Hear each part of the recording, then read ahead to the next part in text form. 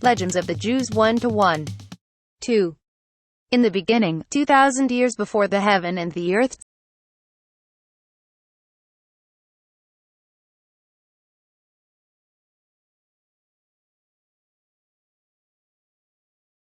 Legends of the Jews 1-1. 2. In the beginning, 2,000 years before the heaven and the earth, 7 things were created. The 2 were written with black fire on white fire, and lying in the lap of God. The divine throne, erected in the heaven, which later was over the heads of the Hayot, paradise on the right side of God, hell on the left side. The celestial sanctuary directly in front of God, having a jewel on its altar graven with the name of the Messiah, and a voice that cries aloud, "Return, ye children of men." 3.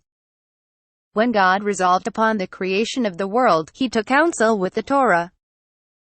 Her advice was this: O Lord, a king without an army and without courtiers and attendants hardly deserves the name of king. For none is nigh to express the homage due to him. The answer pleased God exceedingly. Thus did he teach all earthly kings by his divine example, to undertake not without first consulting advisers. 4. The advice of the Torah was given with some reservations.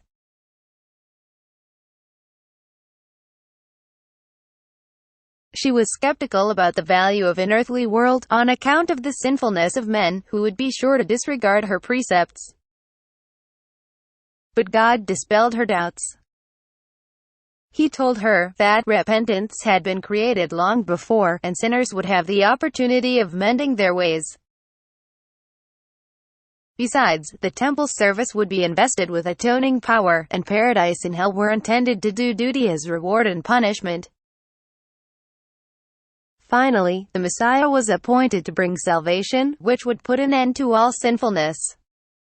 5. Nor is this world inhabited by man the first of things earthly created by God.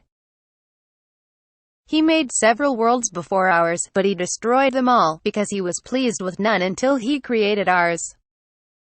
But even this last world would have had no permanence, if God had executed his original plan of ruling it according to the principle of strict justice. It was only when he saw that justice by itself would undermine the world that he associated mercy with justice, and made them to rule jointly. Thus, from the beginning of all things prevailed divine goodness, without which nothing could have continued to exist. If not for it, the myriads of evil spirits had soon put an end to the generations of men. But the goodness of God has ordained that in every Nisan, at the time of the spring equinox, the seraphim shall approach the world of spirits, and intimidate them so that they fear to do harm to men. Again, if God in his goodness had not given protection to the weak, the tame animals would have been extirpated long ago by the wild animals. In Tammuz, at the time of the summer solstice, when the strength of Behemoth is at its height, he roars so loud that all the animals hear it. And for a whole year they are affrighted and timid, and their acts become less ferocious than their nature is. Again, in Tishri, at the time of the autumnal equinox, the great bird flaps his wings and utters his cry, so that the birds of prey, the eagles and the vultures, blench, and they fear to swoop down upon the others and annihilate them in their greed. And, again, were it not for the goodness of God, the vast number of big fish had quickly put an end to the little ones.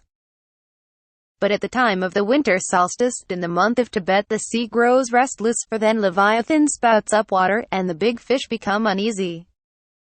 They restrain their appetite, and the little ones escape their rapacity. 6. Finally, the goodness of God manifests itself in the preservation of his people Israel. It could not have survived the enmity of the Gentiles, if God had not appointed protectors for it, the archangels Michael and Gabriel. Whenever Israel disobeys God, and is accused of misdemeanors by the angels of the other nations, he is defended by his designated guardians, with such good result that the other angels conceive fear of them. Once the angels of the other nations are terrified, the nations themselves venture not to carry out their wicked designs against Israel. 7. that the goodness of God may rule on earth as in heaven. The angels of destruction are assigned a place at the far end of the heavens, from which they may never stir, while the angels of mercy encircle the throne of God at his behest. 9. When God was about to create the world by his word, the 22 letters of the alphabet descended from the terrible and august crown of God, whereon they were engraved with a pen of flaming fire. They stood round about God, and one after the other spake and entreated, "Create the world through me." The first to step forward was the letter Ta. It said, "O Lord of the world, may it be thy will to create thy world through me, seeing that it is through me that thou wilt give the Torah to Israel by the hand of Moses. As it is written, Moses commanded us the Torah, the Holy One, blessed be he, made reply, and said, No. Ta asked, Why not? And God answered, Because in days to come I shall place thee as a sign of death upon the foreheads of men. As soon as Ta heard these words issue from the mouth of the Holy One, blessed be he, it retired from his presence disappointed. 10. The Shin then stepped forward and pleaded, O Lord of the world, create thy world through me, seeing that thine own name Shaddai begins with me. Unfortunately, it is also the first letter of Shah, lie, and of Sheker, falsehood, and that incapacitated it. Resh had no better luck. It was pointed out that it was the initial letter of Ra, wicked, and Rasha, evil. And after that the distinction it enjoys of being the first letter in the name of God, Rehum, the merciful, counted for naught. The Kaf was rejected, because Kalale, curse, outweighs the advantage of being the first in Kadosh, the Holy One. In vain did Zadok call attention to Zadok the righteous one. There was Zerit, the misfortunes of Israel, to testify against it. Pe had Poda, Redeemer, to its credit, but Pesha, transgression, reflected dishonor upon it. Ain was declared unfit because, though it begins, Anawa, humility, it performs the same service for Irwa, immorality. Samik said, O Lord, may it be thy will to begin the creation with me, for thou art called Samik, after me, the upholder of all that fall. But God said, Thou art needed in the place in which thou art, thou must continue to uphold all that fall. None introduces any the lamp of the Lord, which is the spirit of men, but it also introduces any the lamp of the wicked, which will be put out by God. Mem starts Melech, king, one of the titles of God. As it is the first letter of Mehuma, confusion, as well, it had no chance of accomplishing its desire. The claim of Lamed bore its refutation within itself. It advanced the argument that it was the first letter of Luhat, the celestial tables for the 10 Commandments. It forgot that the tables were shivered in pieces by Moses. Kaf was sure of victory. Kissa, the throne of God, Kabod, his honor, and Keter, his crown, all begin with it. God had to remind it that he would smite together his hands, Kaf, in despair over the misfortunes of Israel. Yod at first sight seemed the appropriate letter for the beginning of creation, on account of its association with Yah, God, if only Yezer Hara, the evil inclination, had not happened to begin with it too. Tet is identified with Tab, the good. However, the truly good is not in this world, it belongs to the world to come. Het is the first letter of Hanan, the gracious one, but this advantage is offset by its place in the word for sinned, Hadit. Zain suggests Zakor, remembrance, but it is itself the word for weapon, the doer of mischief. When he composed the ineffable name of God, they are therefore too exalted to be pressed into the service of the mundane world. If Dalet Wad stood only for Debar, the divine word, it would have been used, but it stands also for Din, justice. And under the rule of law without love the world would have fallen to ruin. Finally, in spite of reminding one of Gadol, Great Gimel would not do, because Gemel, retribution, starts with it. 11. After the claims of all these letters had been disposed of, Beth stepped before the Holy One, blessed be he, and pleaded before him, O Lord of the world, may it be thy will to create thy world through me, seeing that all the dwellers in the world give praise daily unto thee through me, as it is said, Blessed be the Lord forever. Amen and Amen. The Holy One, blessed be He, at once granted the petition of Bet. He said, Blessed be he that cometh in the name of the Lord. And he created his world through Bet, as it is said. Bereshit, God created the heaven and the earth. The only letter that had refrained from urging its claims was the modest Aleph. And God rewarded it later for its humility by giving it the first place in the Decalogue. 13. On the first day of creation God produced 10 things, the heavens and the earth, tohu and bohu, light and darkness, wind and water. The duration of the day and the duration of the night. 14. Though the heavens and the earth consist of entirely different elements, they were yet created as a unit. Like the pot and its cover, the heavens were fashioned from the light of God's garment, and the earth from the snow under the divine throne. Tohu is a green band which encompasses the whole world, and dispenses darkness, and bohu consists of stones in the abyss, the producers of the waters. The light created at the very beginning is not the same as the light emitted by the sun, the moon, and the stars, which appeared only on the fourth day. The light of the first day was of a sort that would have enabled man to see the world at a glance from one end to the other. Anticipating the wickedness of the sinful generations of the deluge in the Tower of Babel, who were unworthy to enjoy the blessing of such light, God concealed it.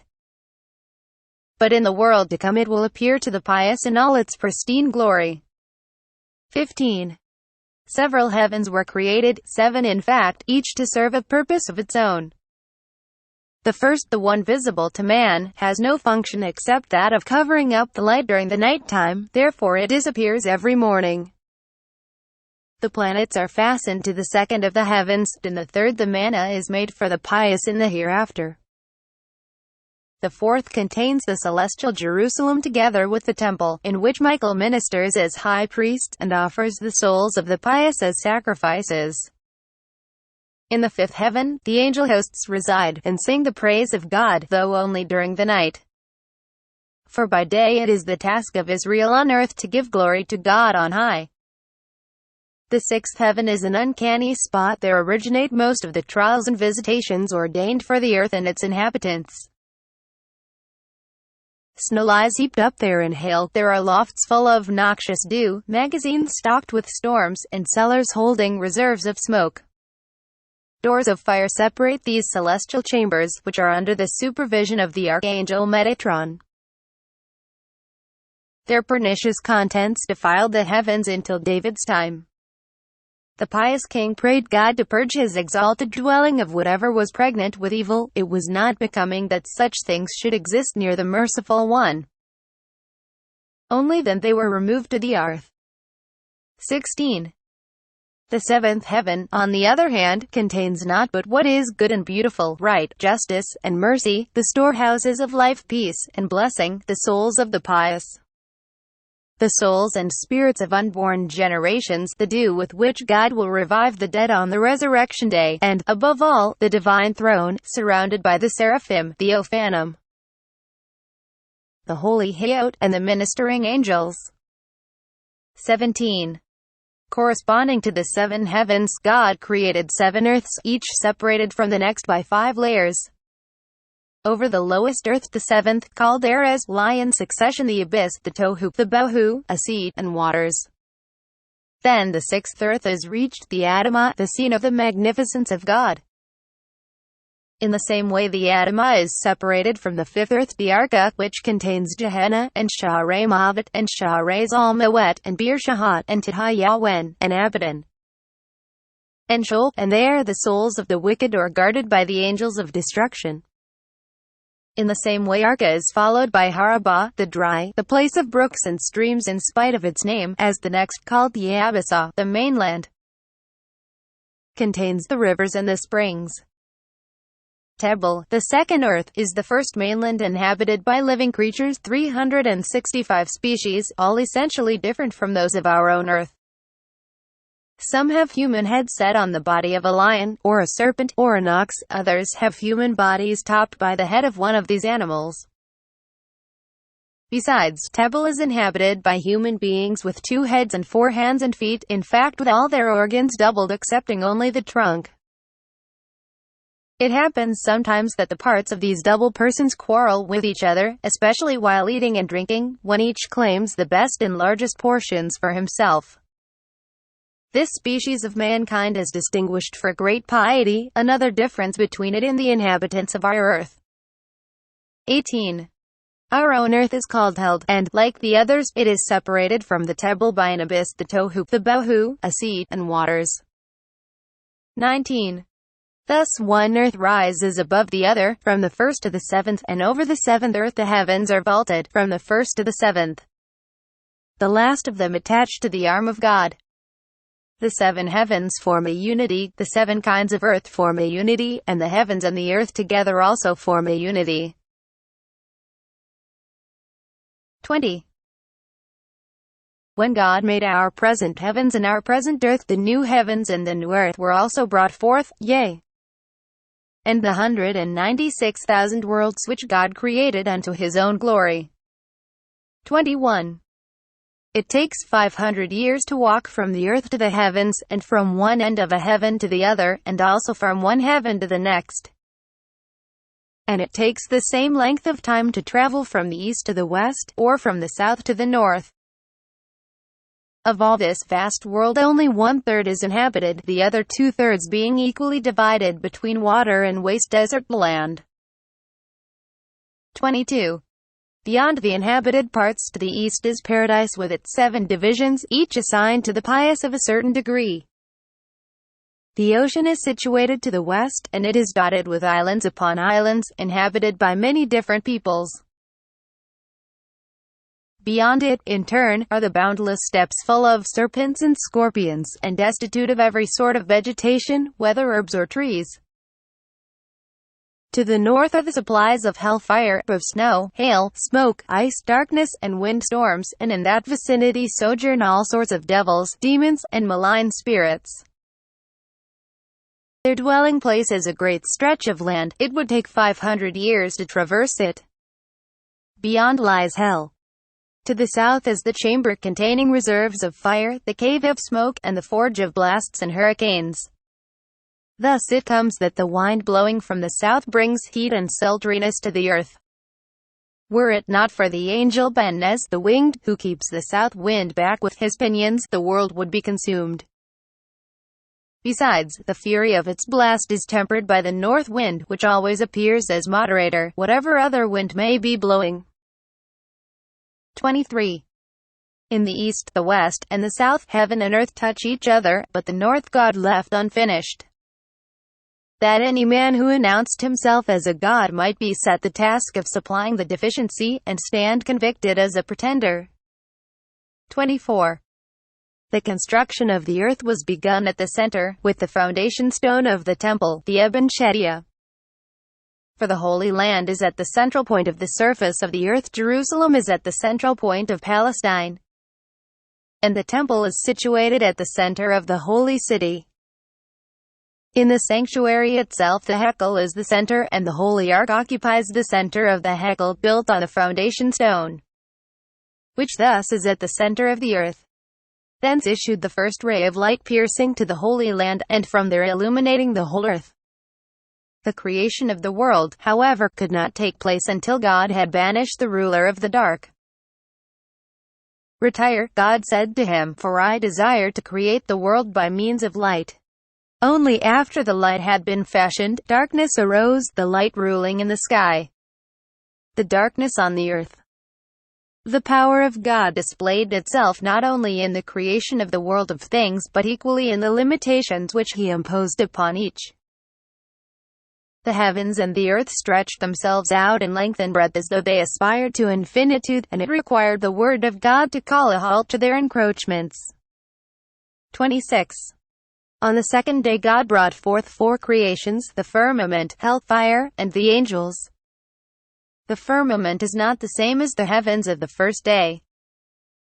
It is the crystal stretched forth over the heads of the Hayot, from which the heavens derive their light, as the earth derives its light from the sun. This firmament saves the earth from being engulfed by the waters of the heavens. It forms the partition between the waters above and the waters below. It was made to crystallize into the solid it is by the heavenly fire, which broke its bounds, and condensed the surface of the firmament. Thus fire made a division between the celestial and the terrestrial at the time of creation, as it did at the revelation on Mount Sinai. The firmament is not more than 3 fingers thick, nevertheless it divides 2 such heavy bodies as the waters below, which are the foundations for the nether world, and the waters above, which are the foundations for the 7 heavens, the divine throne, and the abode of the angels. 27. The separation of the waters into upper and lower waters was the only act of the sort done by God in connection with the work of creation. All other acts were unifying. It therefore caused some difficulties. When God commanded, "Let the waters be gathered together unto one place, and let the dry land appear," certain parts refused to obey. They embraced each other all the more closely. In his wrath at the waters, God determined to let the whole of creation resolve itself into chaos again. He summoned the angel of the face, and ordered him to destroy the world. The angel opened his eyes wide, and scorching fires and thick clouds rolled forth from them, while he cried out. He who divides the Red Sea in sunder, and the rebellious water stood. The all, however, was still in danger of destruction. Then began the singer of God's praises, O Lord of the world. In days to come thy creatures will sing praises without end to thee, they will bless thee boundlessly, and they will glorify thee without measure. Thou wilt set Abraham apart from all mankind as thine own, one of his sons thou wilt call my firstborn. And his descendants will take the yoke of thy kingdom upon themselves. In holiness and purity thou wilt bestow thy tour upon them, with the words, I am the Lord your God, whereunto they will make answer. All that God hath spoken we will do. And now I beseech thee, have pity upon thy world, destroy it not, for if thou destroyest it, who will fulfill thy will? God was pacified, he withdrew the command ordaining the destruction of the world, but the waters he put under the mountains, to remain there forever. The objection of the lower waters to division and separation was not their only reason for rebelling. The waters had been the first to give praise to God, and when their separation into upper and lower was decreed, the waters above rejoiced, saying, Blessed are we who are privileged to abide near our Creator and near His holy throne. Jubilating thus, they flew upward, and uttered song and praise to the Creator of the world. Sadness fell upon the waters below. They lamented, Woe unto us, we have not been found worthy to dwell in the presence of God, and praise Him together with our companions. Therefore they attempted to rise upward, until God repulsed them, and pressed them under the earth. Yet they were not left unrewarded for their loyalty. Whenever the waters above desire to give praise to God, they must first seek permission from the waters below. 28. The second day of creation was an untoward day in more than the one respect that it introduced a breach where before there had been nothing but unity. For it was the day that saw also the creation of hell. Therefore God could not say of this day as of the others, that he saw that it was good. A division may be necessary, but it cannot be called good. And hell surely does not deserve the attribute of good. Hell has 7 divisions, one beneath the other. They are called Sheol, Abaddon, Bir Shahat, Tid Ha-Yawen, Sha'arei Mavet, Sha'arei Zalmawet, and Gehenna.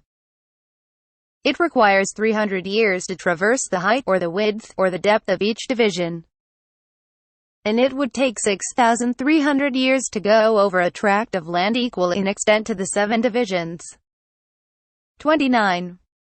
Each of the 7 divisions in turn has 7 subdivisions, and in each compartment there are 7 rivers of fire and 7 of hail. The width of each is 1,000 ells, its depth 1,000, and its length 300, and they flow one from the other, and are supervised by 90,000 angels of destruction. There are, besides, in every compartment 7,000 caves, in every cave there are 7,000 crevices, and in every crevice 7,000 scorpions. Every scorpion has 300 rings, and in every ring 7,000 pouches of venom, from which flow 7 rivers of deadly poison. If a man handles it, he immediately bursts, every limb is torn from his body, his bowels are cleft asunder, and he falls upon his face. There are also 5 different kinds of fire in hell.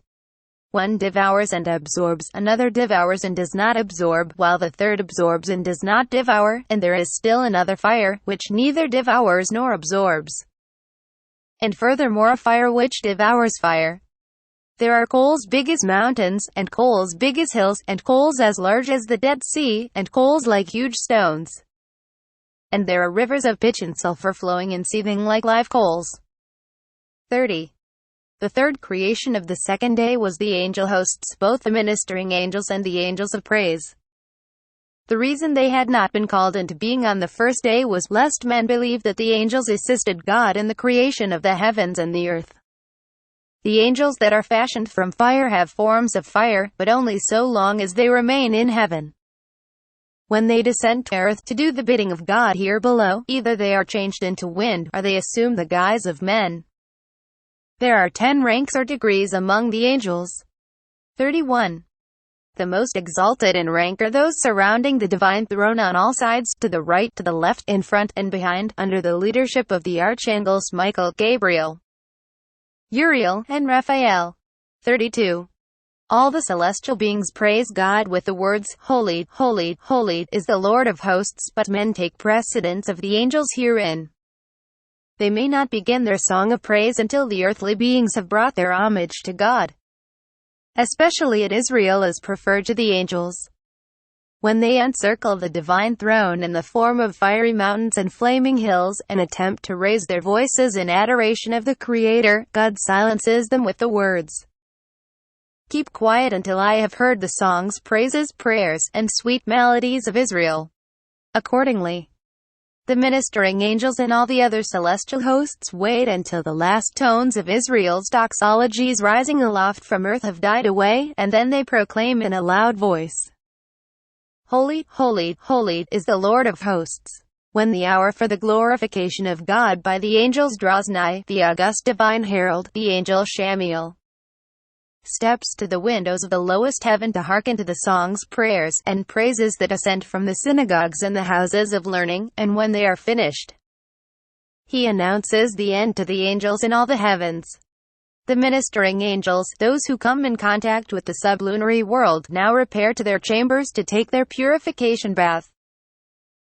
They dive into a stream of fire and flame 7 times, and 365 times they examine themselves carefully, to make sure that no taint clings to their bodies.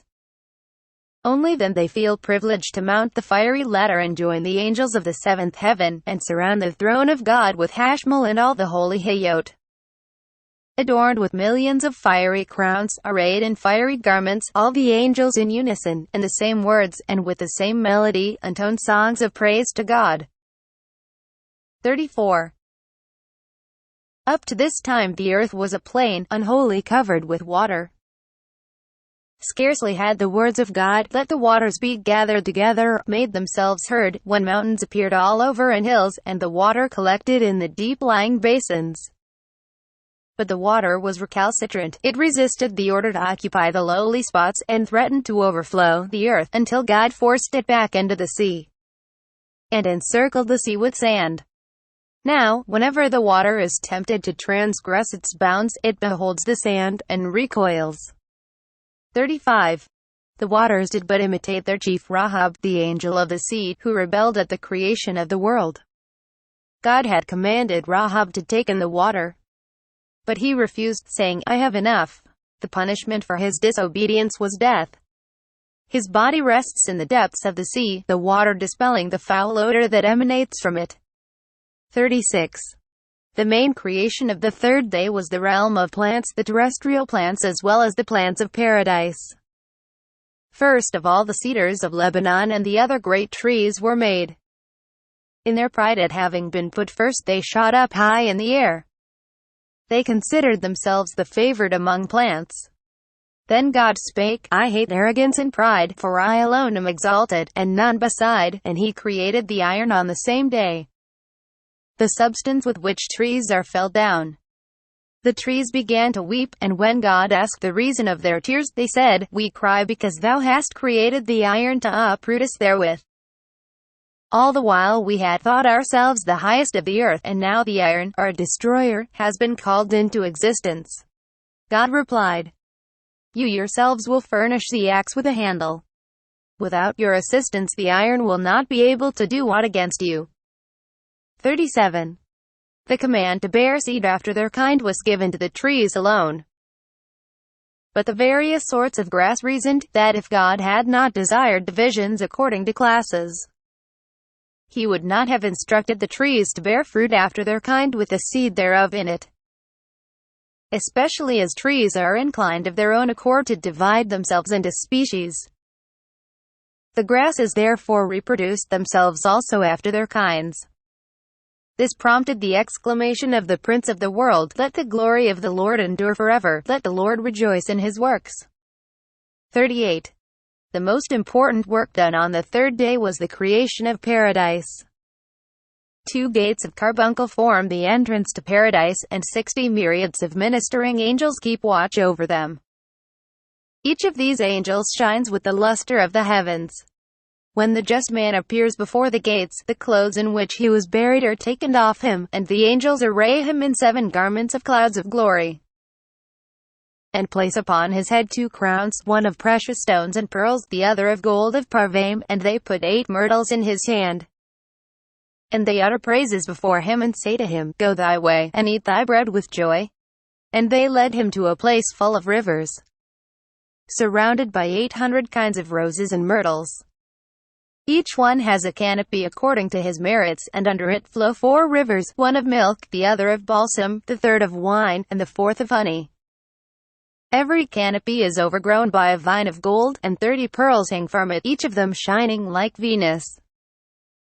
Under each canopy there is a table of precious stones and pearls, and 60 angels stand at the head of every just man, saying unto him, "Go and eat with joy of the honey, for thou hast busied thyself with the Torah, and she is sweeter than honey.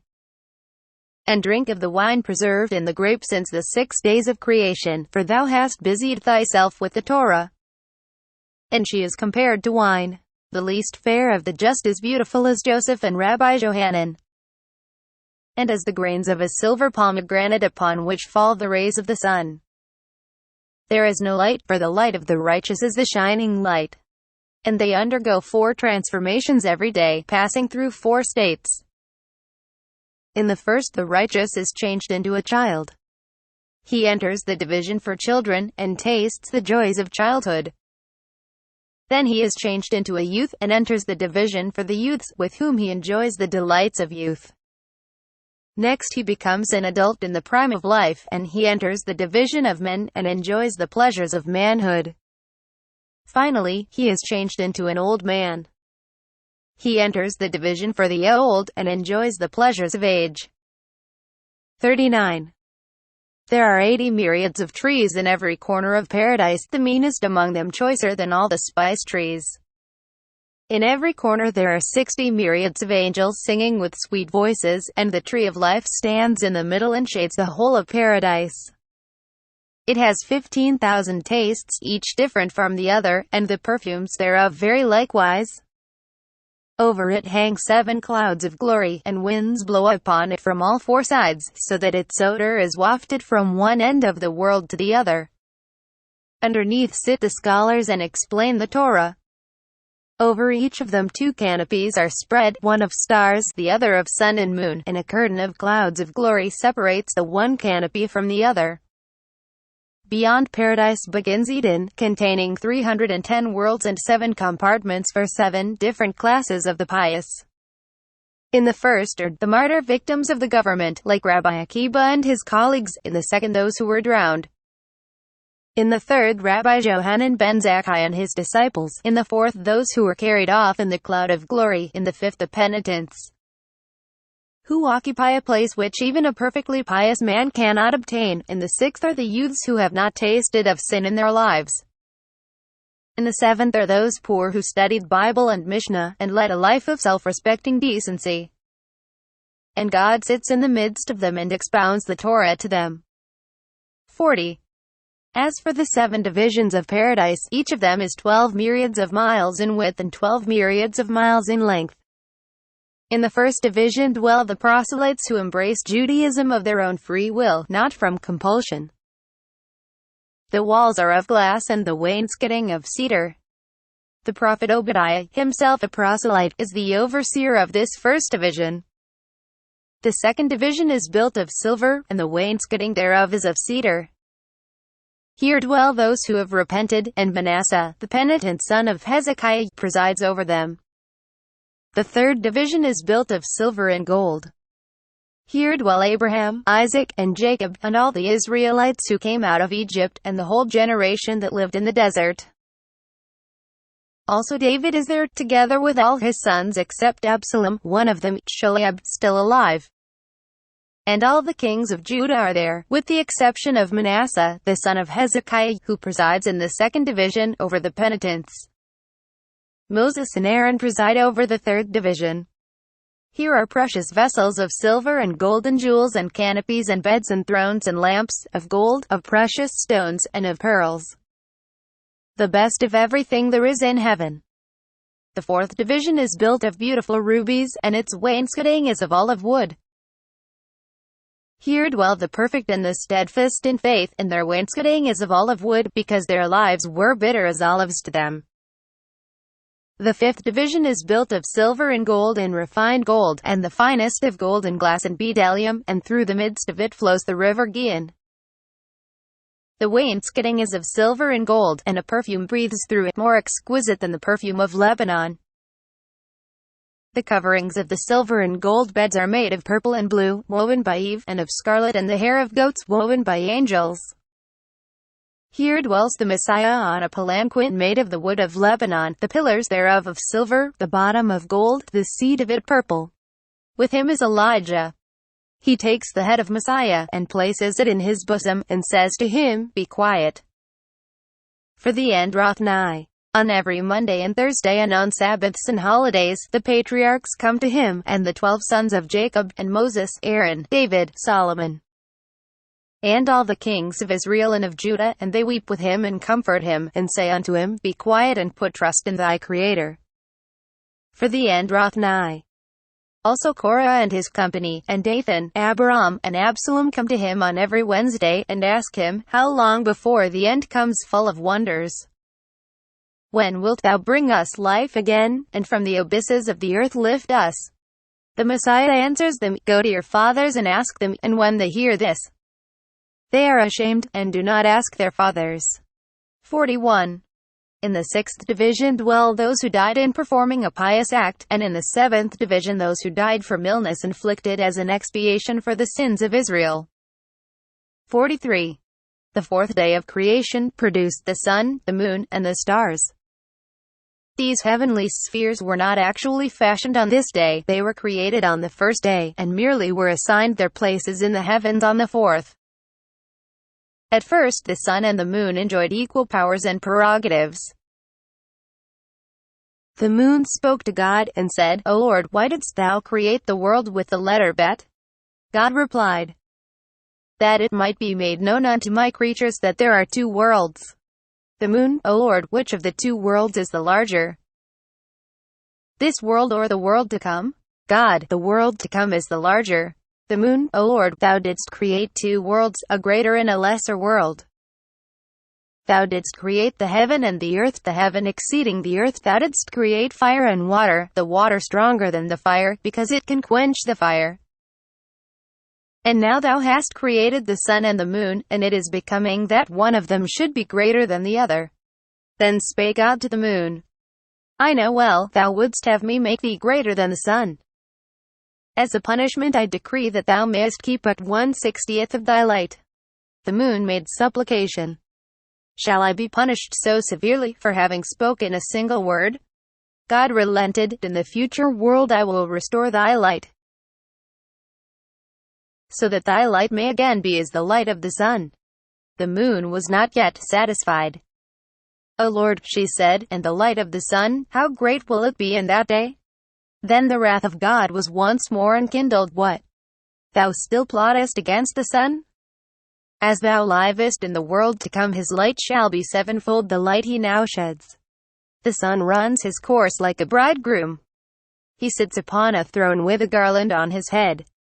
96 angels accompany him on his daily journey, in relays of 8 every hour, 2 to the left of him, and 2 to the right, 2 before him, and 2 behind.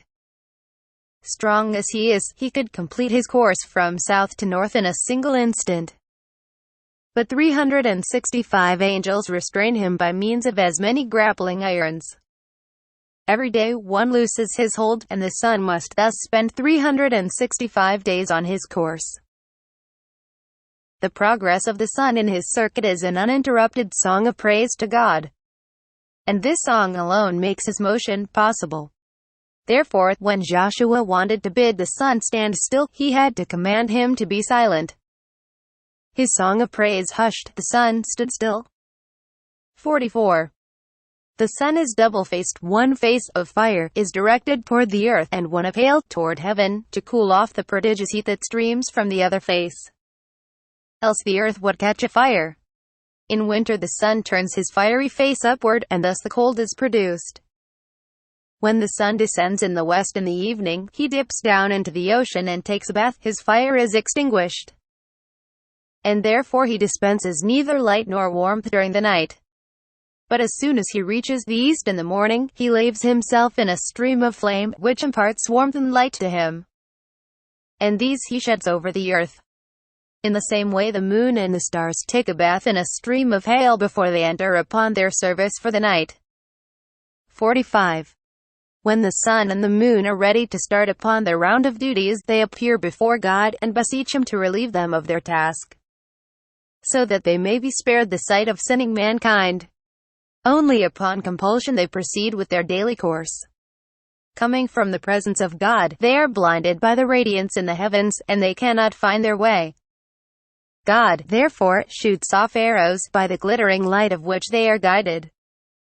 It is on account of the sinfulness of man, which the sun is forced to contemplate on his rounds, that he grows weaker as the time of his going down approaches. For sins have a defiling and enfeebling effect, and he drops from the horizon as a sphere of blood, for blood is the sign of corruption. As the sun sets forth on his course in the morning, his wings touch the leaves on the trees of paradise, and their vibration is communicated to the angels, and the holy hayot to the other plants, and also to the trees and plants on earth, and to all the beings on earth and in heaven. It is the signal for them all to cast their eyes upward. As soon as they see the ineffable name, which is engraved in the sun, they raise their voices in songs of praise to God. At the same moment a heavenly voice is heard to say, Woe to the sons of men that consider not the honor of God like unto these creatures whose voices now rise aloft in adoration. These words, naturally, are not heard by men. As little as they perceive the grating of the sun against the wheel to which all the celestial bodies are attached, although the noise it makes is extraordinarily loud. This friction of the sun and the wheel produces the motes dancing about in the sunbeams. They are the carriers of healing to the sick, the only health-giving creations of the fourth day, on the whole an unfortunate day, especially for children, afflicting them with disease. When God punished the envious moon by diminishing her light and splendor, so that she ceased to be the equal of the sun as she had been originally, she fell, and tiny threads were loosed from her body. These are the stars. 47. On the fifth day of creation God took fire and water, and out of these two elements he made the fishes of the sea. The animals in the water are much more numerous than those on land. For every species on land, excepting only the weasel, there is a corresponding species in the water, and, besides, there are many found only in the water. 48. The ruler over the sea animals is Leviathan. With all the other fishes he was made on the fifth day. Originally he was created male and female like all the other animals. But when it appeared that a pair of these monsters might annihilate the whole earth with their united strength, God killed the female. So enormous is Leviathan that to quench his thirst he needs all the water that flows from the Jordan into the sea. His food consists of the fish which go between his jaws of their own accord. When he is hungry, a hot breath blows from his nostrils, and it makes the waters of the great sea seething hot. Formidable though Behemoth, the other monster, is, he feels insecure until he is certain that Leviathan has satisfied his thirst. The only thing that can keep him in check is the stickleback, a little fish which was created for the purpose, and of which he stands in great awe. But Leviathan is more than merely large and strong, he is wonderfully made besides. His fins radiate brilliant light, the very sun is obscured by it, and also his eyes shed such splendor that frequently the sea is illuminated suddenly by it. No wonder that this marvelous beast is the plaything of God, in whom he takes his pastime. 49. There is but one thing that makes Leviathan repulsive, his foul smell, which is so strong that if it penetrated thither, it would render paradise itself an impossible abode. 50. The real purpose of Leviathan is to be served up as a dainty to the pious in the world to come. The female was put into brine as soon as she was killed, to be preserved against the time when her flesh will be needed. The male is destined to offer a delectable sight to all beholders before he is consumed.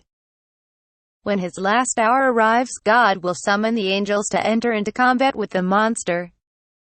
But no sooner will Leviathan cast his glance at them than they will flee in fear and dismay from the field of battle. They will return to the charge with swords, but in vain, for his scales can turn back steel like straw. They will be equally unsuccessful when they attempt to kill him by throwing darts and slinging stones. Such missiles will rebound without leaving the least impression on his body. Disheartened, the angels will give up the combat, and God will command Leviathan and Behemoth to enter into a duel with each other. The issue will be that both will drop dead, Behemoth slaughtered by a blow of Leviathan's fins, and Leviathan killed by a lash of Behemoth's tail. From the skin of Leviathan God will construct tents to shelter companies of the pious while they enjoy the dishes made of his flesh. The amount assigned to each of the pious will be in proportion to his deserts, and none will envy or begrudge the other his better share.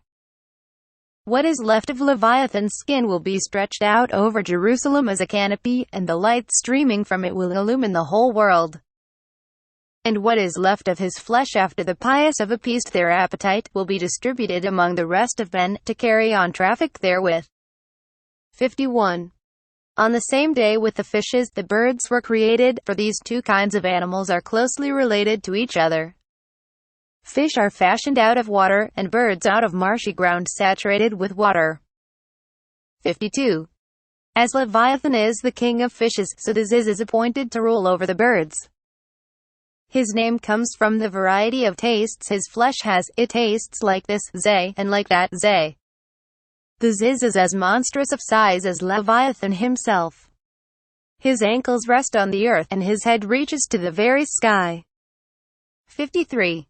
It once happened that travelers on a vessel noticed a bird. As he stood in the water, it merely covered his feet, and his head knocked against the sky. The onlookers thought the water could not have any depth at that point, and they prepared to take a bath there. A heavenly voice warned them, "Alight not here." Once a carpenter's axe slipped from his hand at this spot, and it took it 7 years to touch bottom.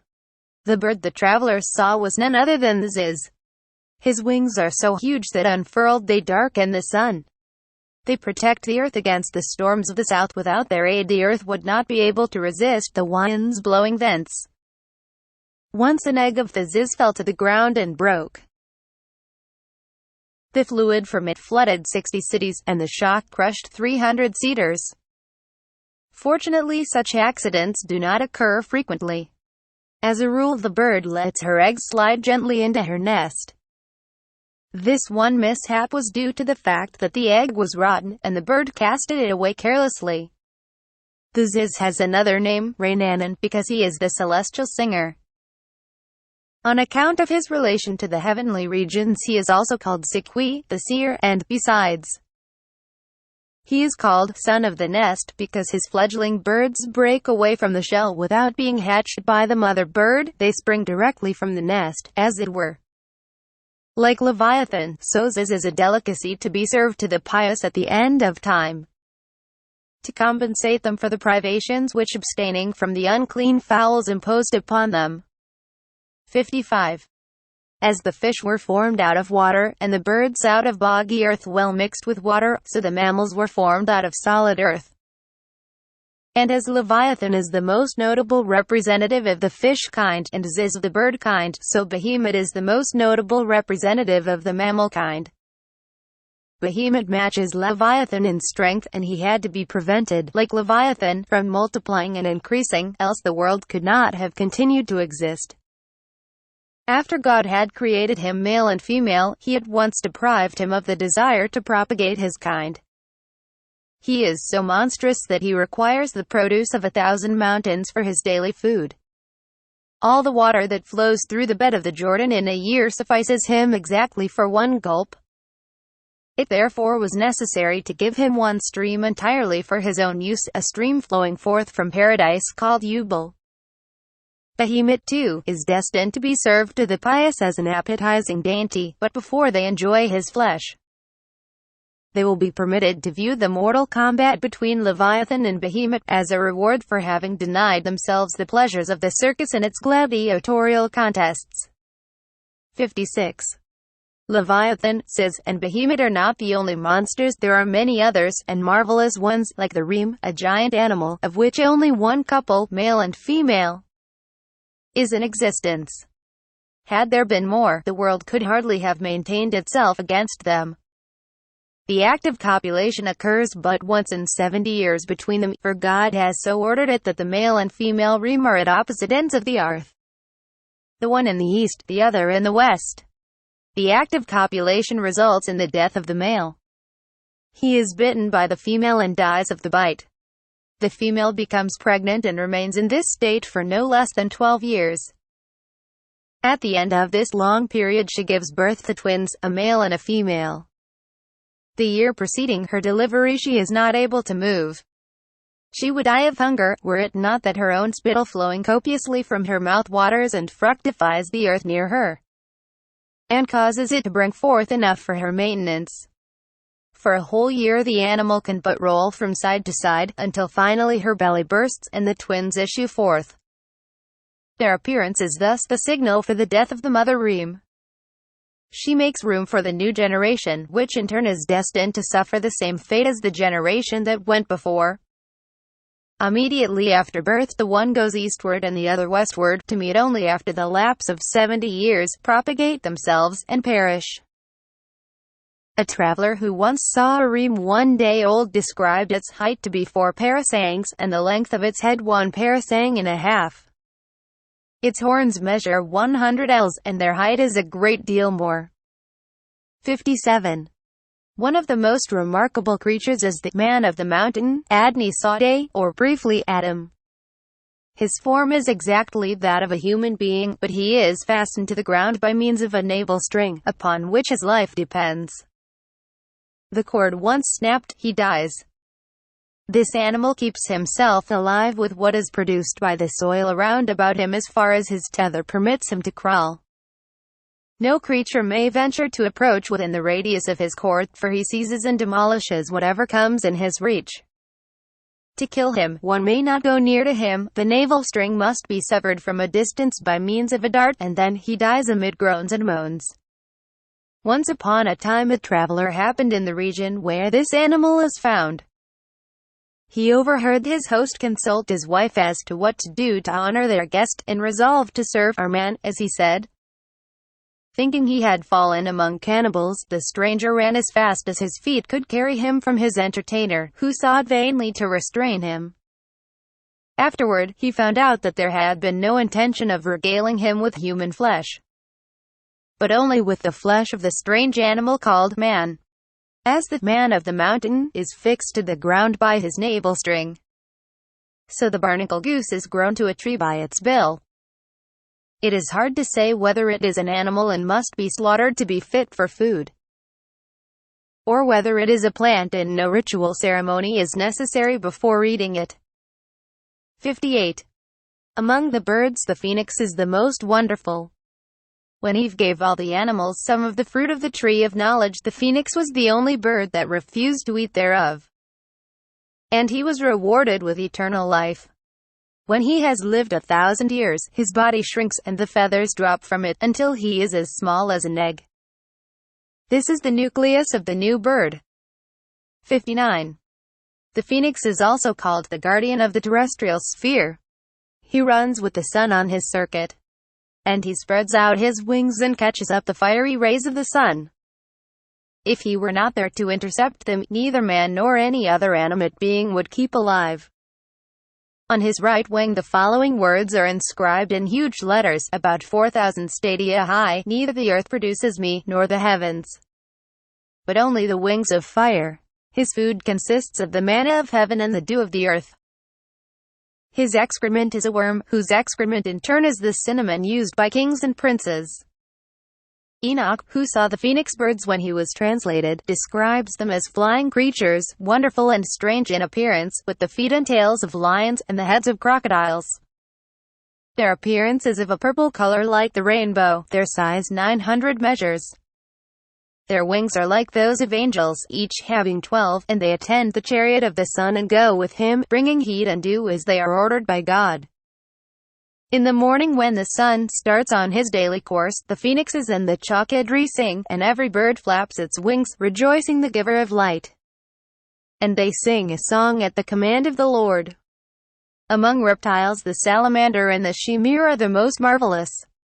The salamander originates from a fire of myrtle wood which has been kept burning for 7 years steadily by means of magic arts. Not bigger than a mouse, it yet is invested with peculiar properties. One who smears himself with its blood is invulnerable, and the web woven by it is a talisman against fire.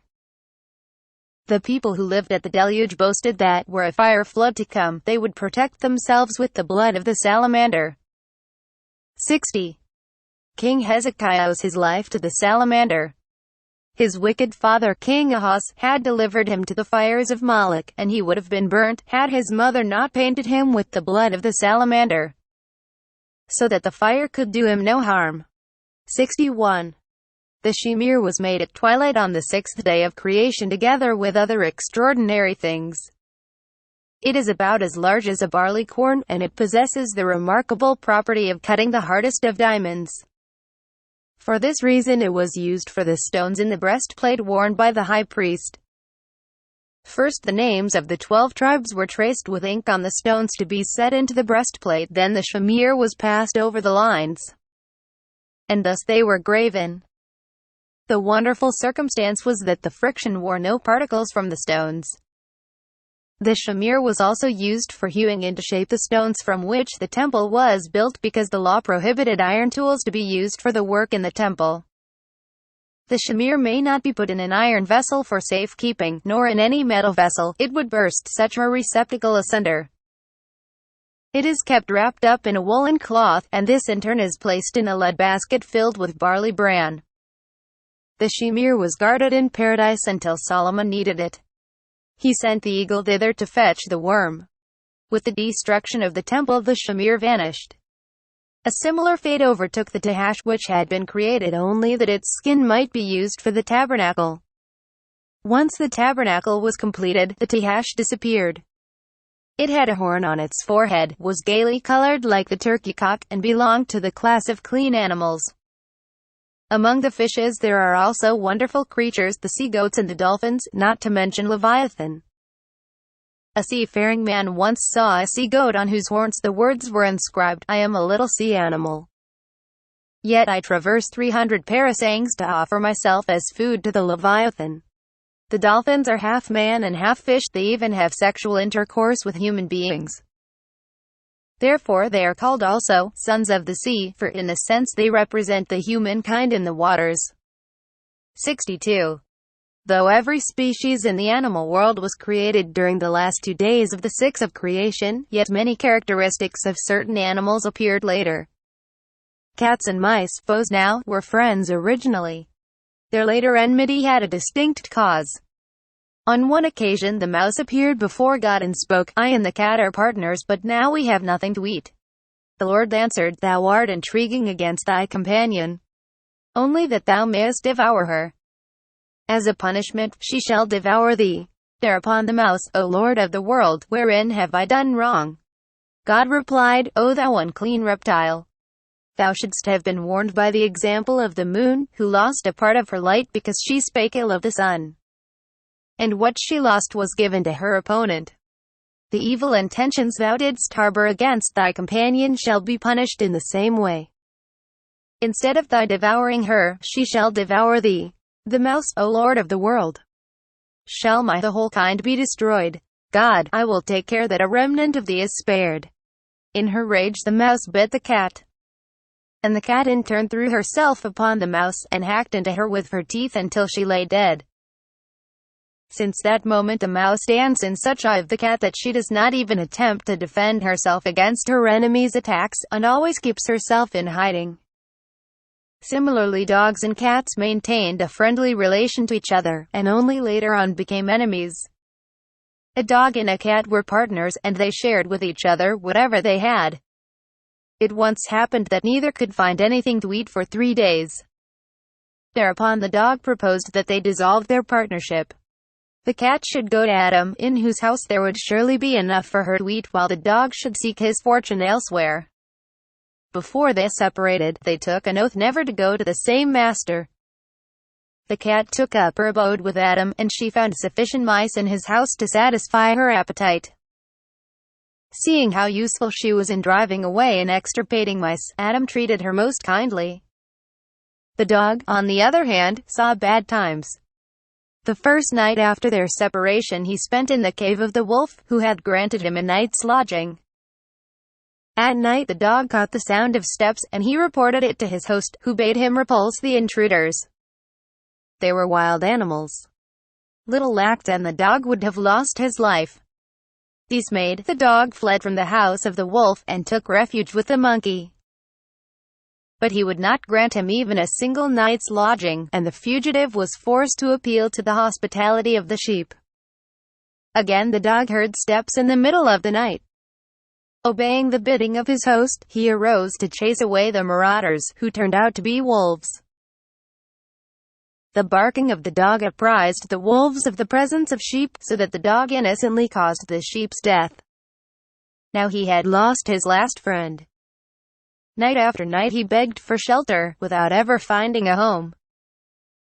Finally, he decided to repair to the house of Adam, who also granted him refuge for one night. When wild animals approached the house under cover of darkness, the dog began to bark. Adam awoke, and with his bow and arrow he drove them away. Recognizing the dog's usefulness, he bade him remain with him always. But as soon as the cat espied the dog in Adam's house, she began to quarrel with him, and reproach him with having broken his oath to her. Adam did his best to pacify the cat. He told her he had himself invited the dog to make his home there, and he assured her she would in no wise be the loser by the dog's presence. He wanted both to stay with him. But it was impossible to appease the cat. The dog promised her not to touch anything intended for her. She insisted that she could not live in one and the same house with a thief like the dog. Bickerings between the dog and the cat became the order of the day. Finally the dog could stand it no longer, and he left Adam's house, and betook himself to Seth's. By Seth he was welcomed kindly, and from Seth's house he continued to make efforts at reconciliation with the cat. In vain. Yes, the enmity between the first dog and the first cat was transmitted to all their descendants until this very day. 63. Even the physical peculiarities of certain animals were not original features with them, but owed their existence to something that occurred subsequent to the days of creation. The mouse at first had quite a different mouth from its present mouth. In Noah's Ark, in which all animals, to ensure the preservation of every kind, lived together peaceably, the pair of mice were once sitting next to the cat. Suddenly the latter remembered that her father was in the habit of devouring mice, and thinking there was no harm in following his example, she jumped at the mouse, who vainly looked for the hole into which to slip out of sight. Then a miracle happened. The hole appeared where none had been before, and the mouse sought refuge in it. The cat pursued the mouse, and though she could not follow her into the hole, she could insert her paw and try to pull the mouse out of her covert. Quickly the mouse opened her mouth in the hope that the paw would go into it, and the cat would be prevented from fastening her claws in her flesh. But as the cavity of the mouth was not big enough, the cat succeeded in clawing the cheeks of the mouse. Not that this helped her much, it merely widened the mouth of the mouse, and her prey after all escaped the cat. After her happy escape, the mouse betook herself to Noah and said to him, "O pious man, be good enough to sew up my cheek where my enemy, the cat, has torn or rented it." Noah bade her fetch a hair out of the tail of the swine, and with this he repaired the damage. Thence the little seam-like line next to the mouth of every mouse to this very day. 64. The raven is another animal that changed its appearance during its sojourn in the ark. When Noah desired to send him forth to find out about the state of the waters, he hid under the wings of the eagle. Noah found him, however, and said to him, "Go and see whether the waters have diminished." The raven pleaded, "Hast thou none other among all the birds to send on this errand?" "Noah, my power extends no further than over thee and the dove." But the raven was not satisfied. He said to Noah with a great insolence, "Thou sendest me forth only that I may meet my death. And thou wishest my death that my wife may be at thy service." Thereupon Noah cursed the raven thus, "May thy mouth, which has spoken evil against me, be accursed, and thy intercourse with thy wife be only through it." All the animals in the ark said Amen. And this is the reason why a massive spittle runs from the mouth of the male raven into the mouth of the female during the act of copulation. And only thus the female is impregnated. Altogether the raven is an unattractive animal. He is unkind toward his own young so long as their bodies are not covered with black feathers, though as a rule ravens love one another. God therefore takes the young ravens under his special protection. From their own excrement maggots come forth, which serve as their food during the 3 days that elapse after their birth, until their white feathers turn black and their parents recognize them as their offspring and care for them. 65. The raven has himself to blame also for the awkward hop in his gait. He observed the graceful step of the dove, and envious of her tried to emulate it. The outcome was that he almost broke his bones without in the least succeeding in making himself resemble the dove. Not to mention that he brought the scorn of the other animals down upon himself. His failure excited their ridicule. Then he decided to return to his own original gait, but in the interval he had unlearned it, and he could walk neither the one way nor the other properly. His step had become a hop betwixt and between. Thus we see how true it is that he who is dissatisfied with his small portion loses the little he has in striving for more and better things. 66. The steer is also one of the animals that have suffered a change in the course of time. Originally his face was entirely overgrown with hair, but now there is none on his nose, and that is because Joshua kissed him on his nose during the siege of Jericho. Joshua was an exceedingly heavy man. Horses, donkeys, and mules, none could bear him, they all broke down under his weight. What they could not do, the steer accomplished. On his back Joshua rode to the siege of Jericho, and in gratitude he bestowed a kiss upon his nose. 67. The serpent, too, is other than it was at first. Before the fall of man it was the cleverest of all animals created, and in form it resembled man closely. It stood upright, and was of extraordinary size. Afterward, it lost the mental advantages it had possessed as compared with other animals, and it degenerated physically, too. It was deprived of its feet, so that it could not pursue other animals and kill them. The mole and the frog had to be made harmless in similar ways. The former has no eyes, else it were irresistible, and the frog has no teeth, else no animal in the water were sure of its life. 68.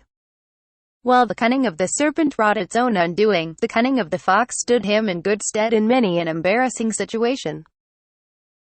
After Adam had committed the sin of disobedience, God delivered the whole of the animal world into the power of the angel of death. And he ordered him to cast one pair of each kind into the water. He and Leviathan together thus have dominion over all that has life. When the angel of death was in the act of executing the divine command upon the fox, he began to weep bitterly. The angel of death asked him the reason of his tears, and the fox replied that he was mourning the sad fate of his friend. At the same time he pointed to the figure of a fox in the sea, which was nothing but his own reflection. The angel of death, persuaded that a representative of the fox family had been cast into the water, let him go free. The fox told his trick to the cat, and she in turn played it on the angel of death. So it happened that neither cats nor foxes are represented in the water, while all other animals are. 69.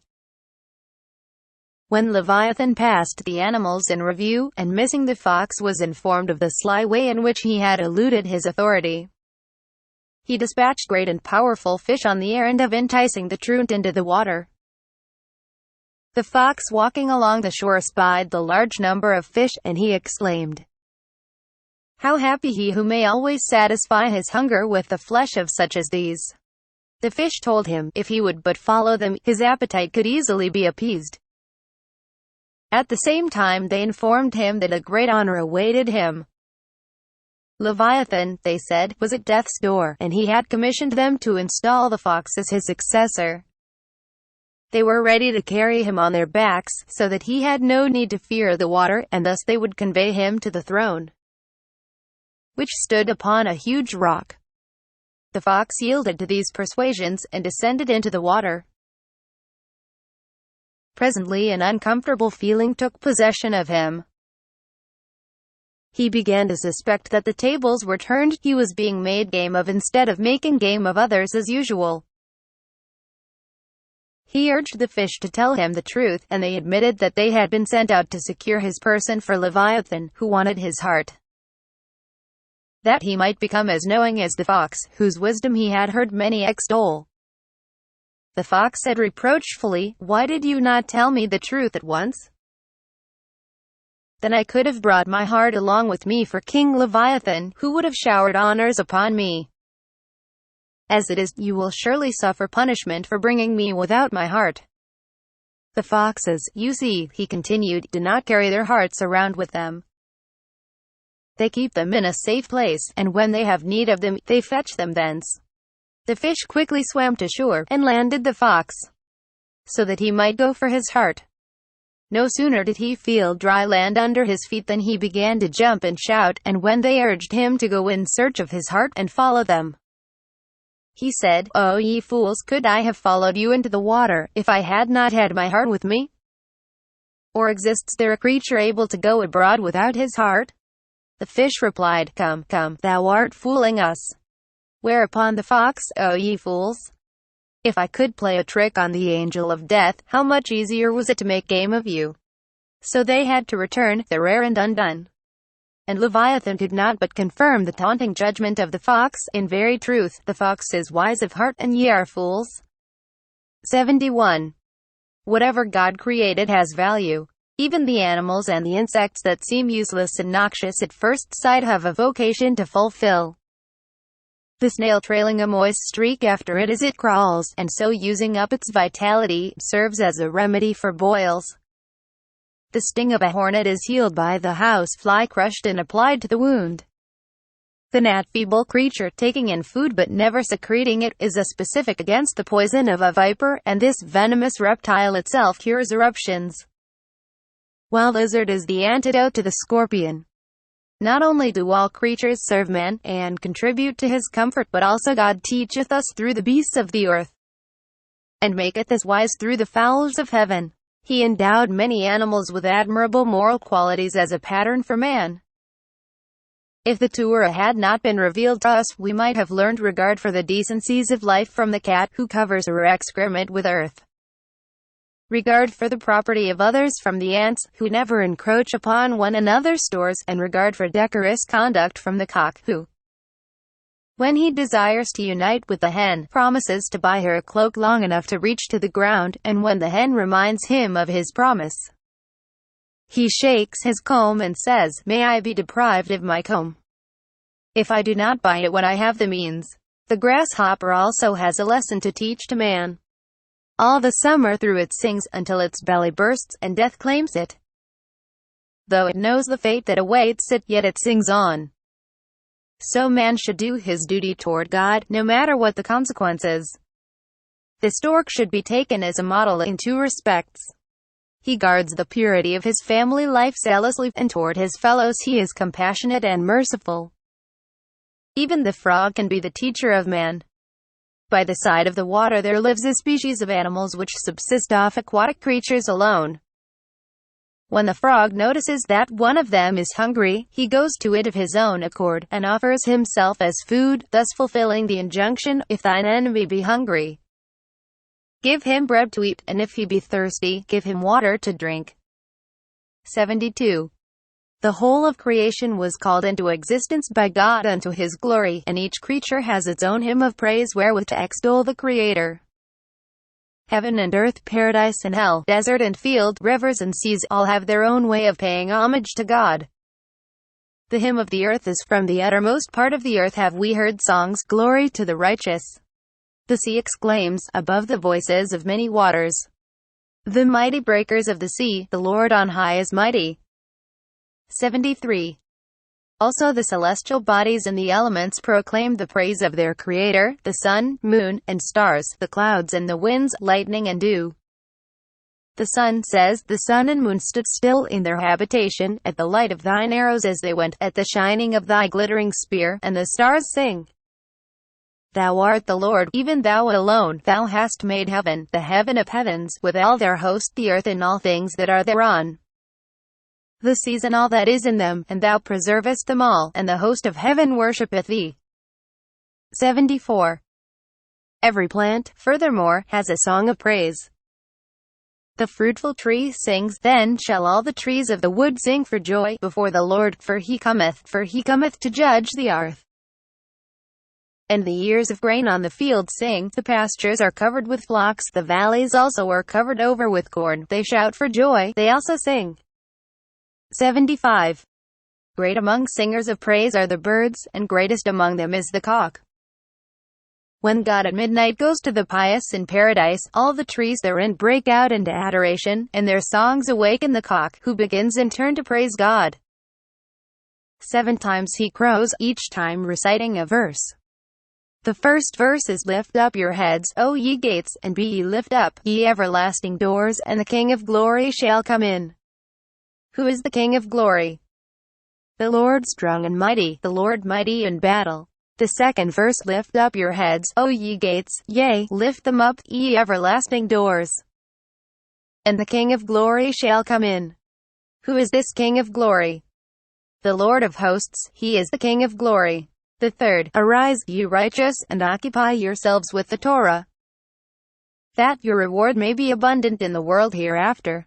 The fourth, "I have waited for thy salvation, O Lord." The fifth, "How long wilt thou sleep, O sluggard? When wilt thou arise out of thy sleep?" The sixth, "Love not sleep, lest thou come to poverty, open thine eyes, and thou shalt be satisfied with bread."